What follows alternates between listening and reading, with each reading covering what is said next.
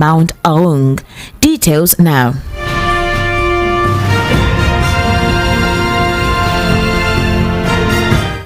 The World News at 12 begins with President Muhammadu Buhari this morning swearing in the new chairman of the Service Commission, former Inspector General of Police Dr. Solomon Arase. Arase took his oath of office at precisely 10:05 a.m. at the Council Chamber of the Presidential Villa, Abuja, in the presence of President Muhammadu Buhari, Vice President Yemi Osinbajo, Secretary to the Government of the Federation, Boss Mustafa, Chief of Staff to the President, Professor Ibrahim Gambari, and other federal Executive Committee members. This comes 2 months after the Senate confirmed him as chairperson of the PSC. You'll recall that on January 24, 2023, President Muhammadu Buhari had forwarded Arase's name to the Senate, asking the upper legislative chamber to confirm him in line with sections 153 subsections 1 and sections 154 subsection 1 of the Constitution as amended. Arase, aged 65, who retired in 2016, was the 18th Indigenous Inspector General of Police between April 2015 and June 2016. He has served in various capacities, including as head of the Criminal Intelligence and Investigation Bureau, the foremost intelligence gathering of the Nigerian police. Moving on, the High Court seated in Abuja has restrained the police from inviting and arresting the House of Reps member-elect Idiato Federal Constituency Ikenga Ugochinyere, former governor of Imo State, Emeka Ihedioha, and former deputy governor Charles Irona. The court, in a ruling delivered by Justice A.S. Adepoju, set aside the police investigation, or rather the police invitation letter dated March 13, 2023, sent to Ugochinyere, Ihedioha, and Irona. Ruling in the suit between Ugochinyere and 7 respondents, including the governor of Imo State, State Security Services, Nigeria Police Force, Inspector General of Police, Commissioner of Police Imo State, Ebubeago Security Network, and the Deputy Inspector General in charge of Federal Investigation and Intelligence Bureau. Earlier, in a letter addressed to the Imo State Chairman of the People's Democratic Party, Charles Ugu, the police invited the applicant and others in connection to what it called the investigation into a case of murder, kidnapping, and arson. Also, by the ruling of the court, the Imo State Police Command, which has been accused by the member-elect for its alleged complicity in the multiple attacks on his person and his home for failing to conduct any form of investigation, has been stopped in this fresh move to arrest Ugochinyere. However, the matter was thereafter adjourned to April 4, 2023 for a hearing. Now, the All Progressives Congress APC in Gombe State yesterday constituted a panel to probe Senator Bulus Amos and a member of the House of Representatives Yunusa Ahmed Abubakar over alleged anti-party activities. Speaking with correspondents yesterday in Lubo, town of Yamaltu Deba local government area of the state, the APC Secretary of Lubo, Difa Kinafa Ward, Samaila Ali, said the party suspected that the lawmaker Yunusa Abubakar connived with an opposition party during the governorship and state assembly elections in the state. He said they were aware that the federal legislature directed other party members and his supporters to vote for a different party other than the APC. Also, APC Ward Chairman in Bambam town of Balanga local government area of the state, Muhammadu Kaka, said the ward executives have constituted a 5-man committee to investigate the senator representing Gombe South Senatorial District, Bulus Amos, for allegedly working against the party during the elections. He alleged that Senator Amos refused to participate in all campaigns of the party ahead of the last elections and also allegedly directed his supporters to vote against the party during the election.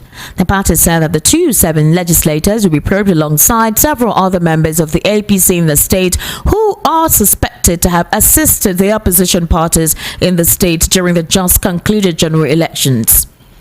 Now, the chief whip of the Senate, Orji Uzor Kalu, has urged President Muhammadu Buhari not to retire from politics, but take over the Board of Trustees chairmanship of the ruling APC after leaving office on May 29 to give direction to the party at the highest level. He gave the advice yesterday after a meeting behind closed doors with the president at the State House Abuja, where he also informed President Buhari of his intention for the Senate presidency. The APC has not elected any chairman for its board since its inception. A plan to inaugurate the board was dropped at some point when names of the president-elect Asiwaju Bola Ahmed Tinubu and Atiku Abubakar, who later left the party, were touted to occupy the position. Kalu disclosed to reporters that he equally discussed the stability of the APC with the president, and having President Buhari as BOT chair would save the party from internal wrangling. Kalu said zoning the Senate president position to the southeast would bring peace to Nigeria. Now I have on the telephone Elvis.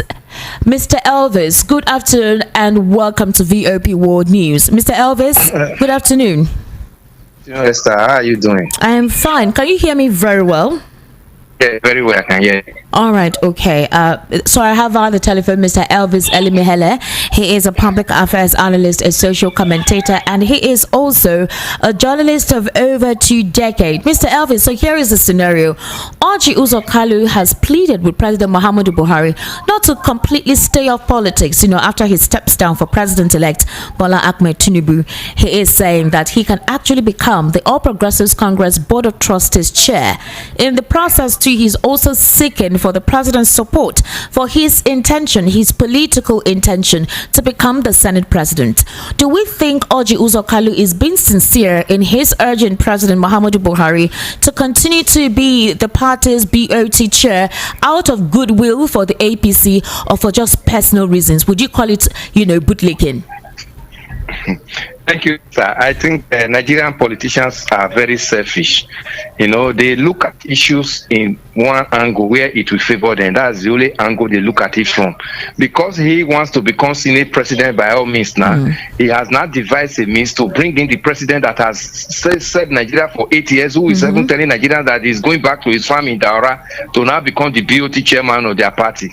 When they are seeking something from you, they begin to tell you other avenues where you can be like a beneficiary to whatever they are seeking. They are not telling they won't tell you the reason why they are roping you in to come and be a beneficiary. It's bringing him now because he's selfishly running around to become Senate president of Nigeria. I don't even know why somebody of his pedigree would begin to talk of Senate president. I don't know why has he even been zoned to the southeast, and even if he's zoned to the southeast, is he the most credible person in the southeast that can be presented as Senate president of Nigeria? That's the number 3 president, the number 3 person of this nation.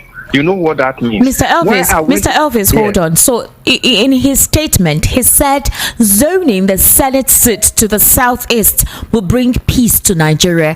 Do you consider a subtle threat in that statement? So if it is not taken to the southeast, then there will be no peace in Nigeria if it eventually is not zoned to the southeast? It's economical with the truth. Zoning Senate president to the southeast is not what the southeasterners need to bring peace. What the southeasterners need is people like them who are politicians should close rank and look into the problem, the agitation of the easterners, so that they will know how to solve it. Not just one person becoming Senate president and using his office, his paraphernalia now to now come up with a gang of people that will now be his stooge, that will be using to torment the people more. They should come in and look at what is actually leading to this agitation and how can we solve it. There are very many politicians, elite politicians in the southeast that can look into this matter. Not just him becoming Senate president. He has been in the Senate for 8 years now, or more, or more than, and he's been Senate chief whip. What has he used his office as Senate chief whip to look into the situation, the crisis in the southeast? What effort has he made? This is even a man that was supposed to be serving a jail term hanging on his neck. If not the technicalities that are making Nigerians not to be too align with the judicial system of this nation now that brought him out of he was already serving a jail term. All right, okay, Mr. Elvis, we now have scenarios where it's become a normal thing for political elites who are vying for any sensitive office in the country, regardless of whatever is attached to them or attached to their personality, which could be illegal, can brazenly run from office and earn it. We have President-elect who has been accused of drug trafficking and whatnot attached to his person, and now he's the President-elect, who who says that Orji Uzor Kalu, with whatever it is he's legally going through with and investigations with the EFCC whatsoever, cannot actually become the Senate president. As it is, it actually happens in this part of the world where, regardless of whatever corrupt cases is, mounted on you, and even if there is evidence for that, so long as you have the political connection, so long as you have the will, it will definitely come to pass for you to occupy that position. Who puts them to question? Who actually questions the motives of these people, and eventually they actually take on? Esther, that's the reason why Nigerians are standing up this time around and say we want credible leadership. And that's what you are saying. That's all the threat you are seeing around this country now. Because Nigerians are saying we are tired of people with baggages leading us. They are not giving us the desired credibility, both in Nigeria and outside this country. We want people with pedigree. We want people that we can be proud of. That's what you are saying. Somebody like him is not even supposed to be somebody that will be running around talking of being a Senate president. And he wants to be Senate president, want to rope in the outgoing president so that one cannot buy into his idea and be able to fester his will and come in as Senate president. We are tired of people that we cannot be proud of leading us. This is the time Nigerians should know that the country belongs to them, and what Nigerians have started in this 2023 election, we should continue on it. The country must come up with credible leaders who will be able to sell this country and restore this country back to its past glory. We are told if there is crisis in Southeast, and you are saying that if you become Senate president, that is how you can solve it, it means you are a failure. That's selfishness. So it literally means that Kalu using the phrase that zoning the what do you call it, Senate presidency to the Southeast will bring peace is just a phrase to clamor for Southeasterners who would say, oh, it's our turn, since they feel maligned that possibly he could actually garner votes and support from that region. I mean, let me tell you, Esther, the Southeasterners are much more wiser than what he is preaching. They know that his becoming Senate president has nothing to do with whatever the benefit that the Southeasterners are looking for. The Southeasterners has even gone to the extent of even producing a candidate who have done so well in this 2023 election as presidential candidate of this country. And the case is also is gone to the court. Let's even see what will come out of the court before he will be junketing around Nigerians and telling Nigeria that he wants to become a Senate president. Let's even see what will be the outcome. It's just too early for people of himself, like him, to be going to Aso Rock to be having closed door meeting with the president. Do you think him having to have a closed door meeting with the president may influence the president's decision to, in a way, nominate him? Because there is usually their names, submitted, and possibly he feels that having to tout himself to the president will give him an edge, above any other nominees that may already be on ground. Let me tell you, Esther, before the inauguration of the 10th National Assembly, Buhari would have ceased to be president of this nation. He's leaving May 29. Before the inauguration is still going to be around June 12 or 15th or thereabout. So he can do little. The inauguration is actually it's almost first among equals. It's going to come from all the elected legislators that this is the person that we feel is credible that can lead us. So by that time, Buhari is going to be at the sideline. Whatever influence he will now as president of Nigeria and as leader of that party would have gone out of him. He would have handed over. So even after his meeting Buhari, even if Buhari eventually buys into his idea of becoming BOT chairman, BOT chairman is just like an advisory role in a political party. It's not really the leader of that party is going to be the president after the president would have been sworn in. But from the body of the president, from the body language of the president recently, with all the chaos, with all that has been going on, he's been quiet. Do you think the president may actually take on with the advice of becoming, sitting or vying to become the BOT chair of the All Progressives Congress? Do you think that there is any interest whatsoever? I don't see Buhari buying into it, because Buhari is even tired of the situation of this nation. He has been telling Nigerians that he wants to retire and go back to his farm in Daura and go back to his cows in Daura. So I don't even see him. He has even told Nigerians that he's not going to live in Abuja, and it's because he doesn't even want to be too involved in the political situation of this nation any longer after he has left office May 29th. So this one that he's going around meeting him, I don't even think is the right person to be met if he wants to become Senate president. He should begin to run around his colleagues who are voted into this 10th incompetent National Assembly to begin to sell his idea, sell whatever he wants to do, not selling that it should be zoned to us and that if I get it, I will be able to solve the crisis in the Southeast. Those are personalized ideas. That is, it's not a comprehensive idea. Southeast is not the only geopolitical zone that made up Nigeria. We are looking at a senior president who will be able to tackle the problem of Nigeria in total, not just one geopolitical zone out of the 6 geopolitical zones of this nation. Thank you so much, Mr. Elvis, for your input on the World News at 12 today. I do appreciate your contribution. And still on the world news at 12, on stories outside the shores of Nigeria, a Russian man is to be deported from Indonesia for stripping off his clothes atop a sacred mountain in Bali. A photo of the man posing with his around his ankles on Mount Agung went viral last week. The man, simply identified only as Yuri, has apologized but will be barred from re-entering Indonesia for at least 6 months. Bali has recently increased efforts to crack down on badly behaved foreign tourists. Mount Agung, the highest point on the island, is believed by Hindus to be the home of the gods. And of course, in a video posted on Instagram in Russia, Yuri said his actions has no excuse, that the only thing that led to what happened was a very personal ignorance. He also later took part in a special cleansing ceremony for the mountain, a ritual often held by locals after such incidents.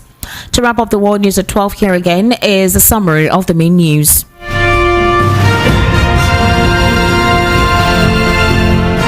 You heard that President Muhammadu Buhari has sworn in ex-Inspector General of Police Arase as PSC Chairman. Also, the court has stopped the arrest of former Imo State Governor. Gombe APC probes lawmakers over anti-party activities. Orji Uzor Kalu is urging President Muhammadu Buhari to take on the APC BOT chair after he steps down. And on stories outside the shores of Nigeria, Russian men to be deported for posing naked on sacred Mount Agung. That is a wrap on the World News at 12 on Voice of the People 90.3 FM. My name is Esther Wachuku. Of course, to subscribe to social media handles at VOP 903 FM. For more coverage of your events, live coverage of your events and a news mention, just send an email to news@voiceofthepeople.ng. news@voiceofthepeople.ng. Good afternoon and thank you for listening. Up next is Matters with Ikami Judah.